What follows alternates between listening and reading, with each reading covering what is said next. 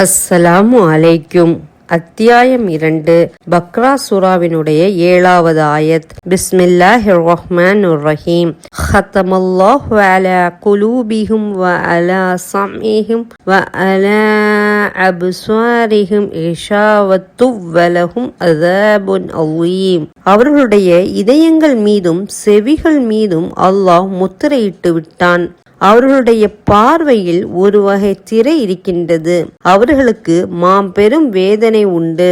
இங்கு அல்லாஹ் தஆலா கூறுகின்றான், முஹம்மது நபி ஸல்லல்லாஹு அலைஹி வஸல்லம் அவர்கள் எடுத்து சொன்ன பேருண்மைகளை உணர முன் வராமல் பிடிவாதமாக மறுக்கக்கூடியவருடைய நிலையை ஒரு அழகான உதாரணத்தை கொண்டு இறைவன் இங்கே விளக்கி காட்டுகின்றான்.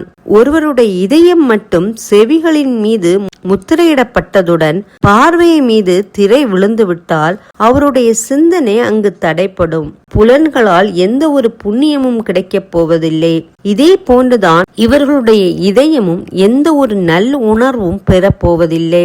அறிவுரைகளை இவர்கள் காது கொடுத்து கேட்டும் எந்த ஒரு பயனையும் அவர்கள் அடைவதில்லை என்பதையே இங்கு முத்திரை என்றும், உண்மையை உணர்ந்து பார்க்கின்ற தெளிவு அவர்களுடைய பார்வையில் இல்லை என்பதை ஒரு வகை திரை என்றும் இறைவன் இங்கு உதாரணமாக கூறுகின்றான். இவ்வாறு இறைவனே முத்திரையிட்டதாகவும் திரையிட்டதாகவும் இங்கே கூறியிருப்பதுடைய நோக்கத்தை இங்கு நாம் நன்கு உணர்ந்து கொள்ள வேண்டும்.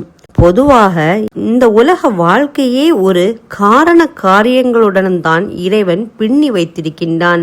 ஒருவர் ஒன்றை செய்தால் அதனுடன் தொடர்புடைய மற்றொன்றை தானாகவே அது நிகழ்ந்துவிடும். அது உலக நீதி. ஒருவர் நல்லறம் செய்தால் அந்த மனிதனுடைய மனம் சாந்தி அடைகின்றது. அதே போல ஒரு மனிதன் தீமை செய்தால் அவனுடைய மனம் கலக்கம் அடைந்து இருள் படர ஆரம்பித்து விடுகின்றது.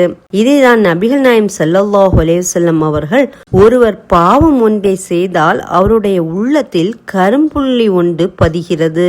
தொடர்ந்து அந்த பாவத்தை அவர் செய்ய செய்ய கரும்புள்ளி படர்ந்து கொண்டே போகும். இனி பாவங்கள் செய்ய அவர் கூச்சப்பட மாட்டார் என நபிகள் நாயகம் ஸல்லல்லாஹு அலைஹி வஸல்லம் அவர்கள் கூறினார்கள்.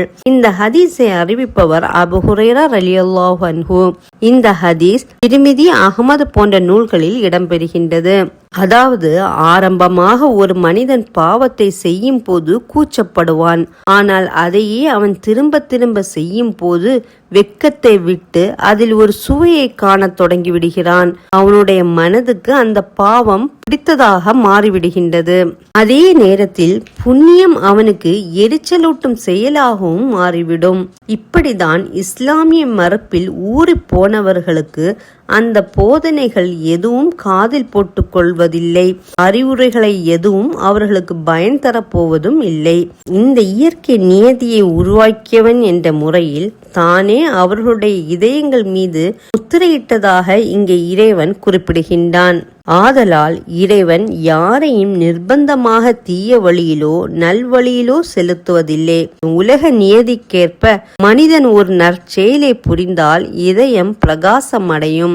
அடுத்தடுத்த நன்மைகள் செய்கிற வாய்ப்பு அவனுக்கு கிடைக்கும். தீமை ஒன்றினை செய்தால் இதயம் இருள் அடைந்து தீமைகள் தொடர்ந்தால் நன்மைகளின் பாலுள்ள நாட்டமே குறைந்து விடுகிறது என அல்லாஹ் சுப்ஹானஹு வ தஆலா இந்த வசனத்தின் மூலமாக நமக்கு விளக்குகின்றான்.